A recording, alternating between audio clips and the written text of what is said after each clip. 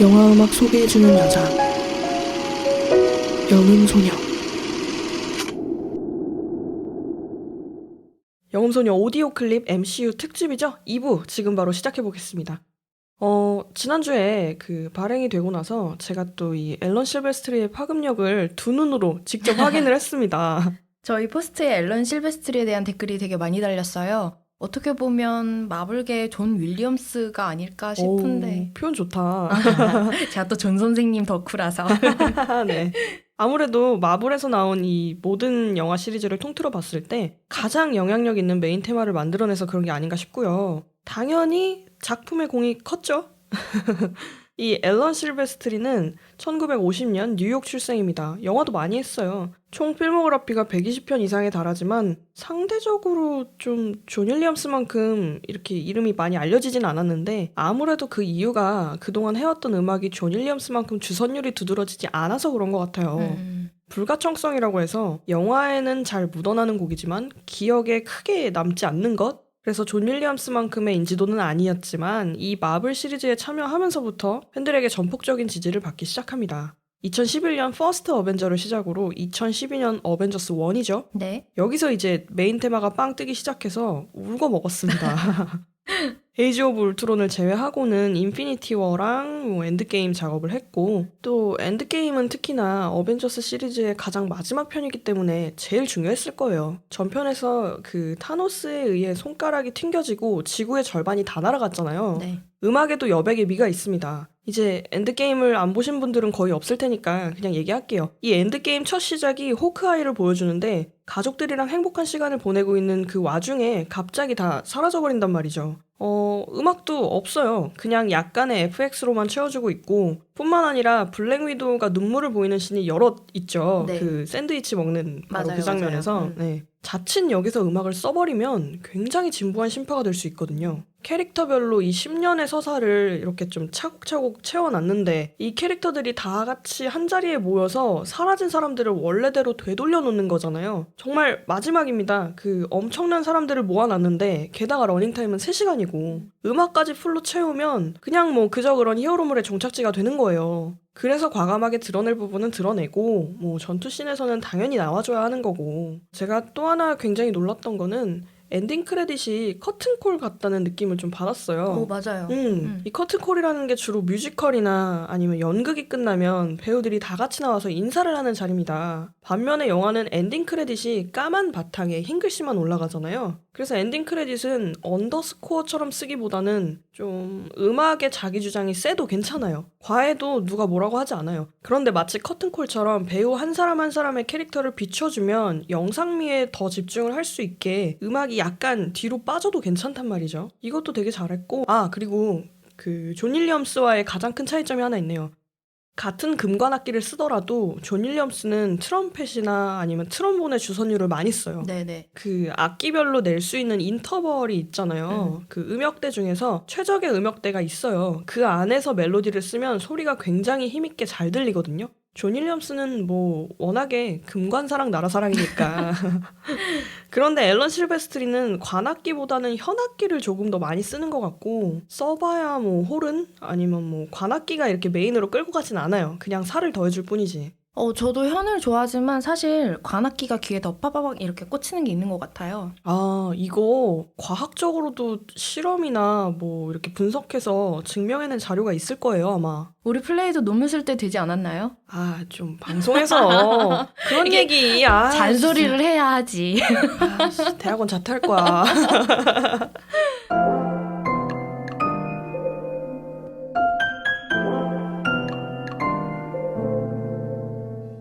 자, 다음은 누군가요? 브라이언 타일러입니다. 이 오빠 잘생겼어요. 필름 스코어링계의 꽃남이 몇 명 있잖아요. 이번에 오스카에서 상 받은 루디 고란손도 그렇고 브라이언 타일러도 그렇고 거의 뭐 모델급 외모예요. 바디 프로포션도 훌륭하고요. 음악은 뭐 더 훌륭합니다. 1972년생 UCLA 출신이고요. 근데 유독 음악 감독 중에 UCLA 출신이 많네요. 그쵸. 네. 다른 거는 잘 모르겠고 거기가 영화에는 최적화된 학교라고 하더라고요. 정말 많은 헐리우드 스타들과 영화 감독, 뭐 음악 감독들을 배출해냈고 저도 이걸 들은 얘기인데 미국에 필름 스코어링으로 유명한 대학이 두 군데 있어요. NYU랑 UCLA. 근데 NYU에서 석사를 해도 그냥 바로 필드에서 일을 할 수 있는 게 아니라 UCLA를 가서 교육과정을 따로 수료해야 된대요. 과거에는 아니고 최근에 한 10년, 20년 사이에 뭐 스튜디오라든지 어딘가에서 이렇게 요구하는 서류 같은 게 있었나 봐요. 플레이 유학 준비할 때 UCLA였죠? 뭐 꿈은 크게 가지는 게 좋으니까. 네, 아직 이번 생 끝나지 않았으니까 꿈은 계속 꾸는 걸로 하고요. 그래서 브라이언 타일러도 여기를 졸업하고 98년 6현의 사무라이라는 영화로 입봉했습니다. 이분의 특징은 필모그래피에서도 느낄 수 있듯이 블록버스터. 그렇죠. 네. 근데 흥행 성적은 이거 참 그래요. 아유. 우리 음악 얘기만 합시다. 네. 마블에는 2013년에 개봉한 토르 다크월드로 발을 들였고요. 같은 해에 아이언맨 3도 맡았어요. 2는 존 데브니가 있는데 그때까지도 전편의 음악에서 크게 벗어난 게 없었지만 반면에 3에서는 아이언맨 테마가 새로 나왔죠. 이걸 또 그렇게들 좋아하시더라고요.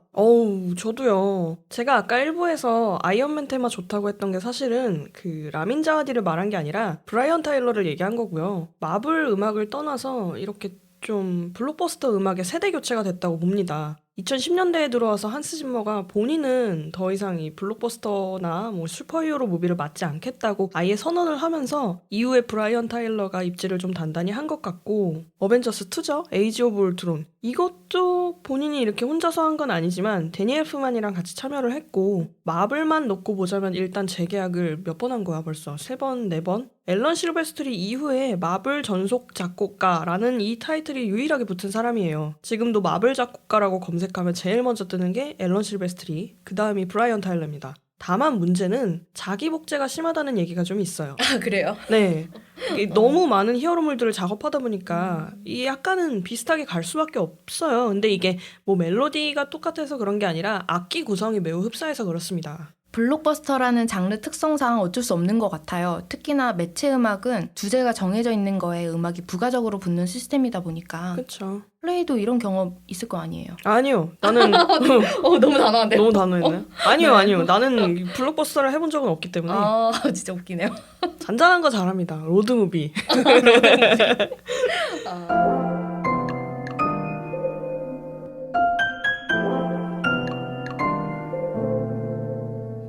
다음 소개해드릴 감독은 2014년에 개봉한 캡틴 아메리카 윈터 솔저의 헨리 잭맨입니다. 잉글랜드 출신 작곡가로 1974년생이에요. 옥스포드 대학교에서 클래식을 전공했고 본격적으로 영화 음악 작업을 하기 시작한 건 2006년부터입니다. 그쯤에 라민 자와디와 마찬가지로 아까 1부에서 얘기했었던 리모트 컨트롤 프로덕션에 들어가서 그 사단의 일원이 됩니다. 한스 짐머 사단의 음악 스타일이 짐머 레스큐라고 해서 좀 거대한 사운드스케이프를 통해 웅장하고 화려한 색채를 표현하는 게 특징이잖아요. 그래서 어떻게 보면 그 사단 사람들이 헐리우드 블록버스터를 꽉 잡고 있다고 해도 과언이 아니죠. 네. 지들끼리 다 해먹으려고. 플레이드 지원서 한번 내보세요. 그게 올해는 어떻게 바뀌었을지 모르겠는데 제가 작년에 확인했을 땐 동양인이 딱 한 명 있었어요. 그 사단에. 일본인입니다. 정말요? 응. 하필. 하필. 아이, 지금 이 방송을 듣고 계실 청취자분들이 갑자기 탄식을 하고 네. 아무튼 리모트 컨트롤 프로덕션에서 한국인 구성원이 좀 탄생하기를 간절히 바라면서 이야기를 좀 더 이어가자면 이 헨리 잭맨도 히어로물에 가장 적합한 작곡가 중 하나예요. 그렇습니다. 2006년에 영화 다빈치 코드의 음악 프로그래밍으로 경험을 쌓다가 독립 후에 본인이 직접 작곡을 하기 시작해서 점점 명성을 떨치게 됩니다. 다만 리모트 컨트롤 프로덕션에서 고수했던 스타일이 워낙에 색깔이 강하다 보니까 본인이 그 틀을 깨기가 쉽지 않았을 거예요. 이후에 한스 짐머와 스타일이 비슷하다는 평도 뒤따른 케이스고요. 같이 작업을 했고 뭐 옆에서 좀 배웠다면 아무래도 영향을 많이 받았을 거예요. 그래서 우리가 어렸을 때 엄마가 그렇게 친구 잘 사귀라고. 왜 갑자기 맨날. 여기서 얘기가 그렇게 아니 맞잖아요. 친구를 잘 사귀어야 돼요. 아이고, 친구 따라 깜빵을 가든가 하면 뭐 친구 따라 대통령이 되기도 하니까요. 그렇지. 요즘에는 친구를 잘 사귄 헨리 잭맨이 원래 퍼스트 어벤져 음악을 맡을 뻔했던 일화도 있는데 앨런 실베스트리한테 음악 감독 자리가 돌아갔고 그 이후에 이것 때문에 곤욕을 치렀다는 얘기가 있어요. 마블 측에서 헨리 잭맨에게 윈터 솔저를 앞선 1편과 연속성이 느껴지게끔 만들어달라고 요구를 했대요. 아하, 음악 감독한테 이런 디렉션은 종종 있고 흔한 일이죠. 특히나 기존의 캐릭터가 가지고 있는 아이덴티티가 강한 히어로물이라면 더 그럴 수밖에 없을 거고. 근데 헨리 잭맨이 그랬대요. 저는 존 윌리엄스가 아니에요. 아? 이거 미국식 조크구나. 그런 것 같아요. 이런 비슷한 개그를 본 적이 있어요. 작년에 개봉했던 영화 중에 류이치 사카모토의 코다 있잖아요. 맞아요. 네. 이 류이치 사카모토가 말하길 마지막 황제를 작업할 당시에 녹음 당일날 그 50명 정도의 세션을 모아놓고 녹음을 딱 시작하려는 찰나에 전화가 한 통 오더래요. 그래서 받았더니 감독이 편곡을 다시 해달라고. 못 산다 진짜. 그래서 류이치가 안 된다. 지금 세션들 다 모여 있고 녹음 바로 들어가야 되는데 지금 어떻게 하겠냐. 그랬더니 감독이 엔니오 모리코네는 해주던데? 진짜 할 말 없게 만드네요. 그쵸? 근데 그 다음에 이 류이치 반응이 더 웃겨요. 그래 뭐 엔니오 모리코네는 그랬구나 하고 그랬구나. 엔니오 모리코네는 그렇구나 하고 해달라는 대로 해줬대요. 결국에는. 아마 헨리 잭맨도 그런 식의 개그가 아니었을까? 난 존 선생님이 아니야. 뭐 어쩌라는 거야. 약간 이런. 플레이도 이런 일 있지 않았어? 그럼요. 제가 기억하기로는 진짜 밑도 끝도 없이 막 한스 짐머처럼 음악 해달라는 감독들이 얼마나 많은데.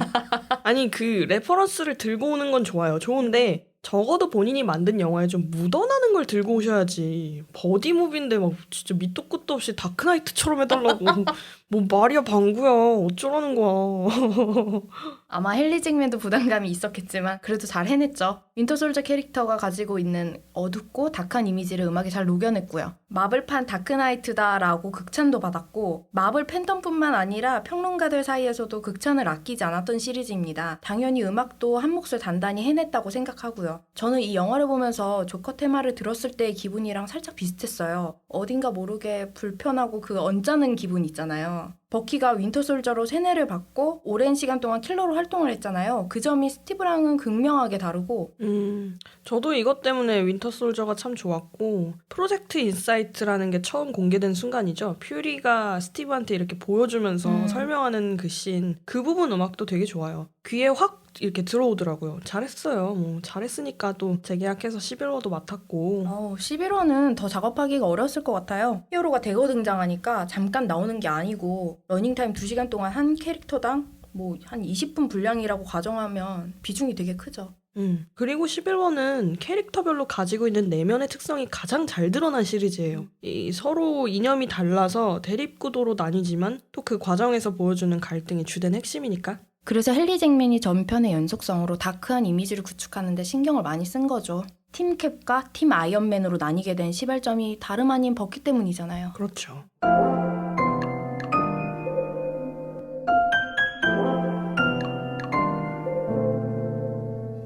올해 3월이었죠? 히어로의 끝판왕이 등장했습니다. MCU 역사상 가장 강력한 캐릭터인데 여성입니다. 박수 나와야죠. 네, 증명할 필요가 없는 캡틴 마블이죠. 게다가 음악 감독도 여성입니다. 이런 게 되게 필요해요. 우리가 일부에서 어렸을 때부터 코믹을 보면서 꿈을 키우면서 성덕이 된 장본인이 라민 자와디라고 했잖아요. 캡틴 마블을 보면서 여자아이들도 히어로의 꿈을 꾸는 거죠. 마찬가지로 여성 작곡가도 얼마든지 음악 감독으로서 현업에서 활약을 할 수 있다는 걸 제대로 보여준 케이스가 아닐까 싶어요. 그렇죠. 게다가 이 마블에서 공식적으로 기사까지 냈어요. 여성 주연의 영화인 만큼 음악 감독도 여성을 채용하겠다. 와, 정말 전례에 없던. 그렇죠. 사회적인 태세 변화를 이렇게 잘 받아들이고 또 이렇게 금방금방 진행한 것 같아요. 워낙 페미니즘이 대두로 떠올랐고 특히나 요즘에는 정말 콘텐츠를 만들 때도 젠더 감수성이 없으면 문매 맞죠. 과거의 영화 산업은 분명히 남성 중심으로 이루어졌던 게 맞고 또 인재를 등용함에 있어서 여성보다 남성을 더 선호했던 것도 사실이잖아요. 인간이라면 누구나 이 평등하게 누려야 할 권리가 바로 인권이고 또 인권이라는 것에 앞서서 성별이 이렇게 차별을 둔다면 그게 잘못된 거잖아요. 그렇죠. 개인적으로 저는 뭐 개인도 개인이지만 기업에서 좀 앞장서서 조직 내라든지 뭐 이런 변화를 하는 게 조금 더 이렇게 사회적으로 큰 영향을 가지고 온다고 생각하고요. 그런 의미에서는 여성 음악 감독을 데려다 쓴 게 참 잘한 일이다 싶고. 이게 참 박수 칠 일이 아니라 당연한 건데 그쵸? 그렇죠. 근데 당연하지가 않았으니까 그렇게 흘러왔었고 지금이라도 바로잡으려는 노력이 좋은 거죠. 그래서 캡틴 마블의 음악 감독인 이 피나토프락은 1980년 터키 이스탄불에서 태어났고요. 유년 시절부터 클래식을 공부하면서 뭐 오케스트레이션이라든지 영화 음악에서 필요한 기술들을 익혔고 시카고에서 재즈 공부도 따로 했다고 합니다. 저희가 계속해서 말씀드렸지만 영화 음악은 무장르잖아요. 네, 그렇습니다. 그래서 좀 다양한 장르를 접해보고 공부하는 게 음악 감독들의 소양인데 버클리 음대에서 22살이 되기도 전에 졸업을 했다고 합니다. 이 피나토프락도 역시 한스 짐머 사단이고요. 다만 저희가 앞서 언급했던 그 사단의 다른 작곡가들이랑은 조금 달라요. 한스 짐머를 만나기 이미 전에 경력이 20년에 달했고 필모그래피도 꽤 있었습니다. 최근 들어서 이제 대규모 작품에 참여를 또 하는데 영화는 저스티스 리그 그리고 포트나이트라는 게임이 있어요.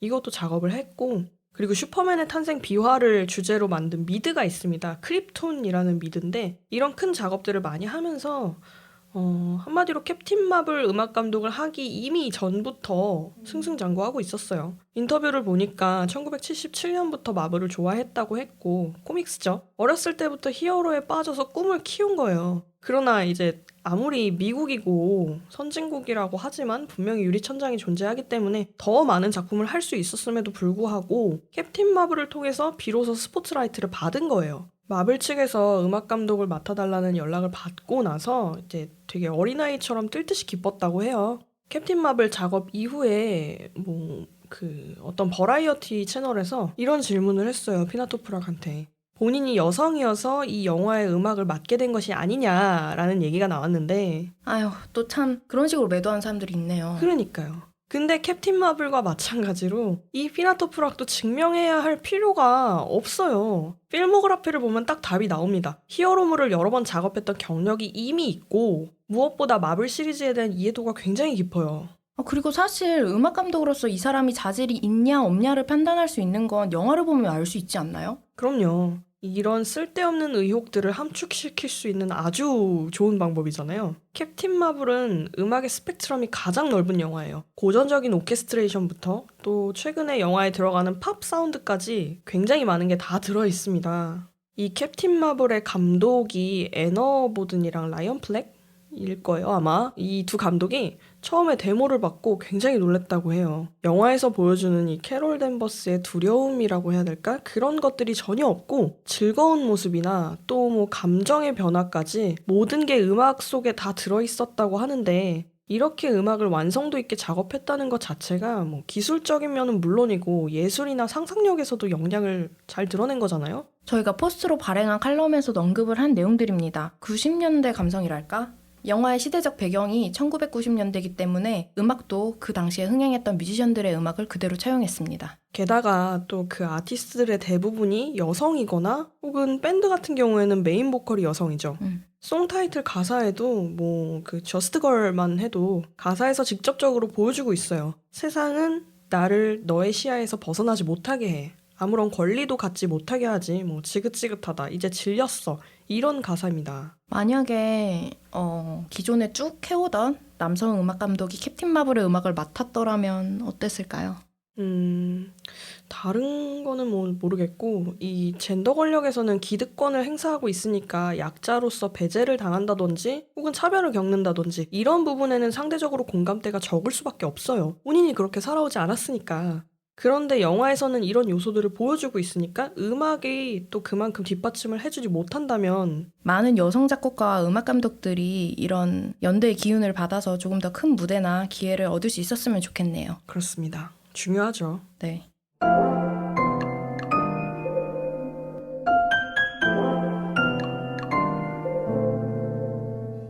네, 영음소녀 오디오 클립 MCU 특집 마블이 사랑한 음악 감독 이제 마치겠습니다. 다음번 에피소드는 뭔가요? 영화 음악계의 드뷔시, 색채가 돋보이는 음악 감독이죠. 알렉산드르 데스플라 편이 준비되어 있습니다. 네, 그리고 10월은 본격 영화제의 달이라고 할 수 있습니다. 지난번에 덕업일치에서 다뤘던 그 부산국제영화제랑 더불어서 크고 작은 영화들이 굉장히 많습니다. 네. 그리고 그분이 오시죠. 오십니다. 대망의 그분이 오십니다. 영접할 때가 됐어요. 네. 한스 짐머 내한이 9월 28일, 29일 양일간 올림픽공원 체조경기장에서 펼쳐집니다. 저희 티켓 구했어요. 저희도 갑니다. 네, 성덕이 되고 와서 10월 중으로 한스 짐머 특집 발행할 수 있게 많은 준비하겠습니다. 환절기에 감기 조심하시는 거 잊지 마시고요. 지금까지 영화음악 소개해주는 여자 지유 플레이였습니다. 구독과 좋아요 저희에게 큰 힘이 됩니다. 잊지 마세요. 수고하셨습니다.